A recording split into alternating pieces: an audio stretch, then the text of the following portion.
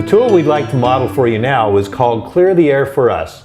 This has been formatted so that you can use it to clear the tension that goes around either a behavior or a situation.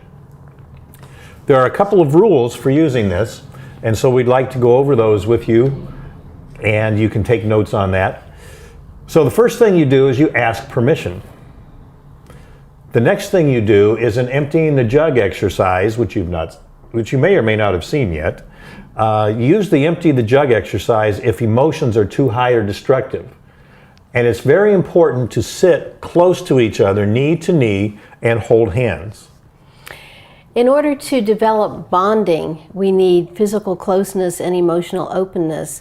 And part of clearing the air is that emotional openness. Holding hands, sitting together is the physical closeness. The next thing we're going to talk about is there are two parts to this. There's a speaker and there's a listener. The speaker expresses statements with goodwill and respect. This isn't a time to beat your spouse over the head with what they have or haven't been doing right. We complete the sentence stems, and these are not paragraph starters. You know, sometimes we think we have to really make a point in what we're going to say so that they certainly do understand what's going on. No, these are sentence stems. We complete them as succinctly as possible. And then at the end, thank the listener for listening to you. Listening is the hard part. Speaking is actually the easy part because you have the sentence stems. The listener listens with goodwill and respect. Now you've got to watch your facial expressions and your body language, because as you hear something, here's one of the killers. You roll your eyes, you sigh in exasperation. That's a communication killer. Chances are, those of you that are watching this do those things, or you've experienced those things on the other side, and you know what that does to you. So you listen. It's hard to listen. You pay attention to what the speaker is saying.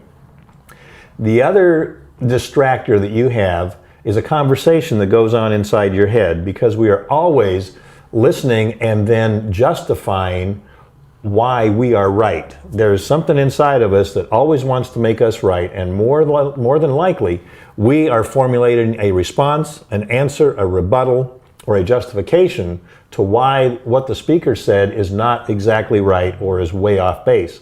So you have to quiet that conversation in your head. I told you, the easy part was speaking, the hard part is listening.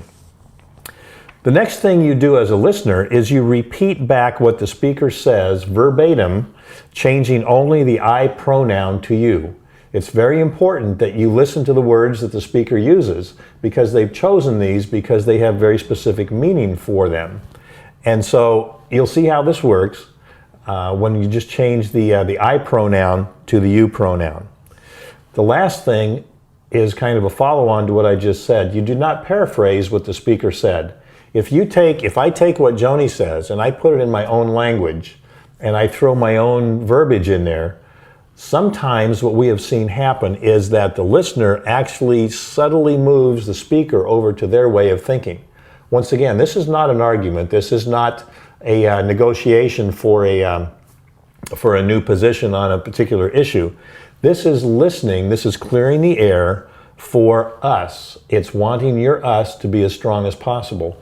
And it's the opportunity for the speaker to speak about something that they want to clear up, something that's standing in the way of a good, strong us.